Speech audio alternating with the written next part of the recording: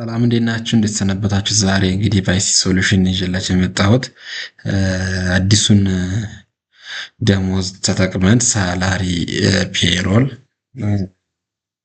የሳራሊ የደሞዝን ግብር እንዴት መስራት እንችላለን? ግብርና ተያያዥ የሆኑ ነገሮችን እንዴት መስራት እንችላለን? ለምሳሌ ናምበር ቢኖር እዚህ ጋር ኔም እዚህ ጋር ቤዚክ ሳላሪ የምንለው ይኖራል። ቤዚክ ሳላሪ ከቤዚክ ሳላሪ ምናልባት አሎዋንስ ካለ አሎዋንስ አስቀምጣለሁ። ከዚያ እዚህ ላይ ግሮስ ሳላሪ ይኖረናል። ግሮስ ሳላሪ ከዚያ እዚህ ላይ ፔንሽን እናስቀምጣለን። ከዚያ ታክስ ይኖረናል። ከዚያ ቶታል ዲዳክሽን ይኖረናል። ቶታል ዲዳክሽን ካልኩ በኋላ ምን ሊኖረን ይችላል ማለት ነው? ያው ኔት ሳላሪውን አገኛለሁ ማለት ነው። በዚህ አይነት ዌይ እንዴት አድርገን እስኪ እዚህ ጋር የምትፈልጉትን ያክል ሰው ዞር ወርታች መጻፍ ይቻላል። እኔ የአባት ስም መጻፍ አልፈልግም። አበበ ሳራ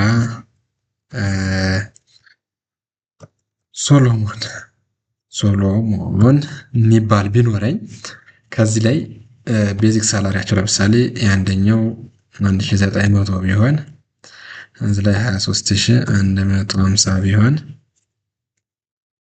23175 ቢሆን የዚህኛው ደግሞ 15000 ቢሆን 15000 በዚህ መልኩ ብናደርገው አጋጣሚ የዚህኛው ደግሞ 3000 ብር አሎዋንስ አለው ብለን ብንሄድ ግሮስ ሳላሪውን ያው ይሄኛው ሲደመር ይሄንን እናደርገው እና እዚህ ጋር እናገኘዋለን ጠቅላላ ተከፋይ ደሞዙን ማለት ነው። እነዚህን ለዋናነት እንደዚህ እናደርጋቸው ጥሩ ነው። ዜን ይሄን ካደረግን በኋላ ፔንሽን በራሱ ፔንሽን እዚህ ጋር ፔንሽን ከሰራተኛ የሚቆረጥ ስንት አለ? 7% አይደል?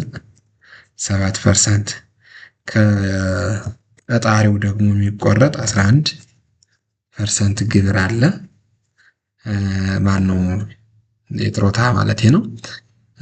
ቶታል ፔንሽን አለ እዚህ ላይ ፔንሽን እናስቀምጣለን።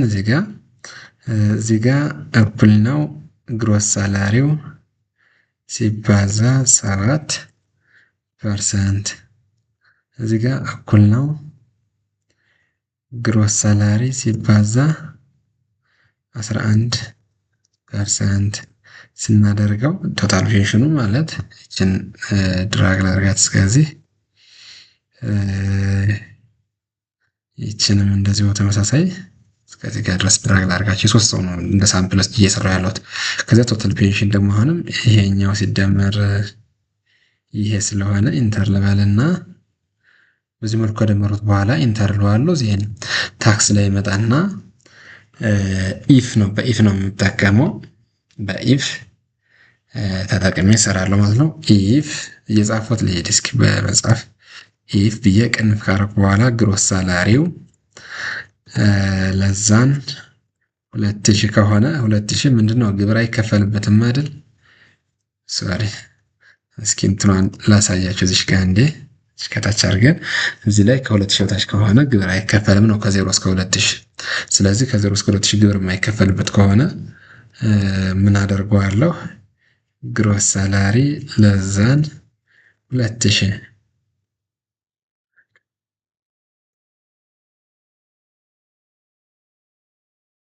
ይህ ግሮስ ሳላሪ ለዛን 2000 ከሆነ 0 በልለኝ ነው ግብሩን። ከዚያ አሁንም እንደገና ኢፍልና ግሮስ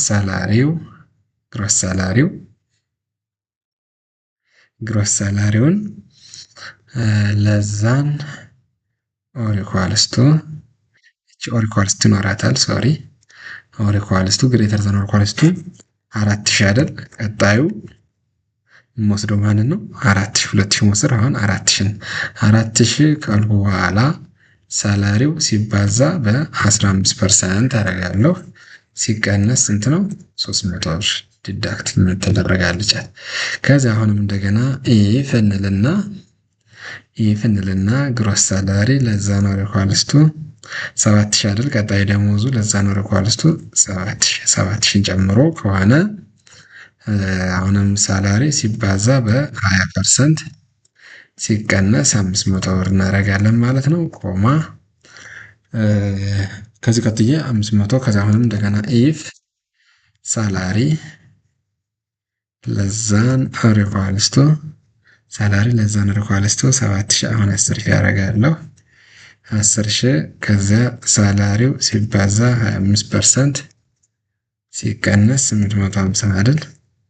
850 ከዛ አሁንም እንደገና ኢፍ እንልና ሳላሪ ለዛ ነው ሪኳልስቱ 14,000 ቀጣዩ 14,000 ስለሆነ ኮማ አደርግና ሳላሪ ሲባዛ 30% አይደል?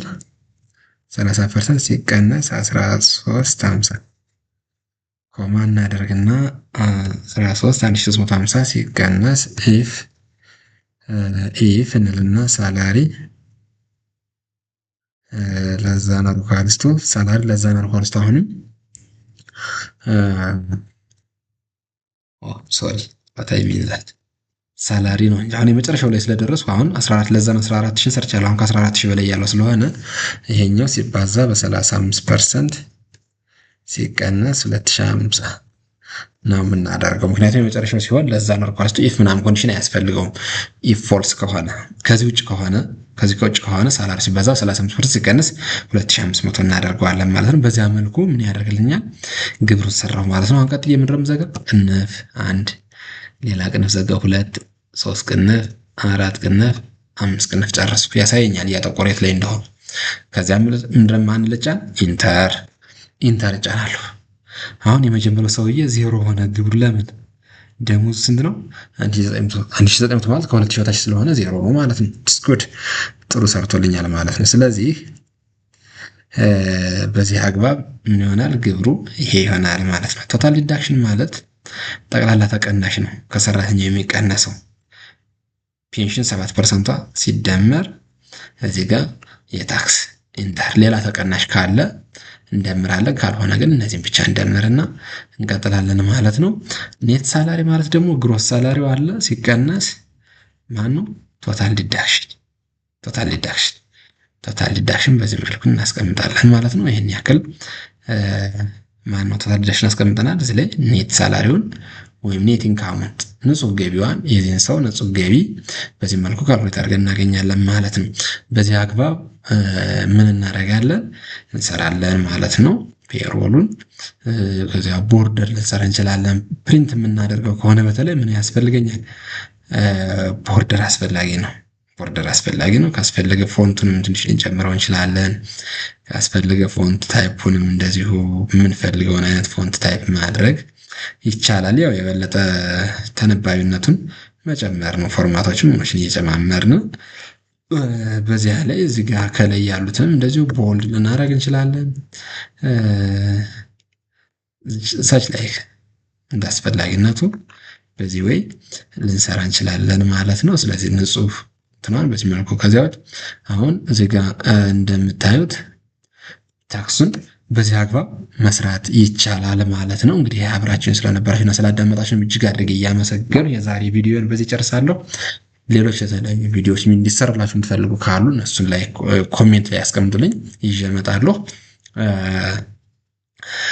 በተጨማሪም ሼር፣ ኮሜንት፣ ሰብስክራይብ፣ ላይክ በማድረግ አበረታቱ፣ ደግፉን። ቴንኪው። ለዛሬው በዚህ ጨርሻለሁ። አመሰግናለሁ።